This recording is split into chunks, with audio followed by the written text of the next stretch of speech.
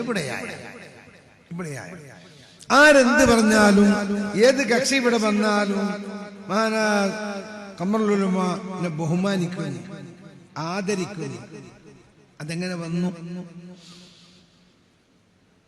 പിളർപ്പിന്റെ കാലത്ത് നമ്മളെ അരിവാൾ സുന്നി എന്ന് പറഞ്ഞു,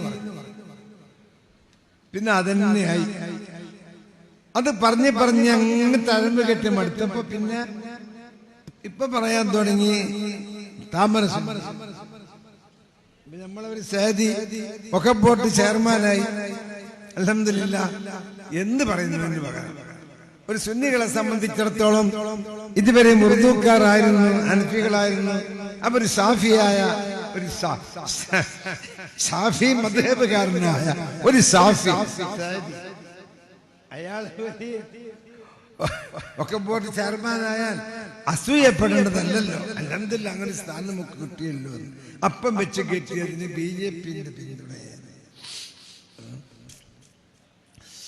ഞാൻ പറഞ്ഞു വന്നതൊന്നുമല്ല, അതെല്ലാം EP ഉസ്താദിന്റെ സ്വഭാവം കൊണ്ടാണ് എങ്കിൽ, അല്ലെങ്കിൽ ME ഉസ്താദിന്റെ സ്വഭാവം കൊണ്ടാണ്. നിങ്ങൾക്കറിയാം, ഉസ്താദിന് മരണം വരെയും ആരും എതിർപ്പില്ല.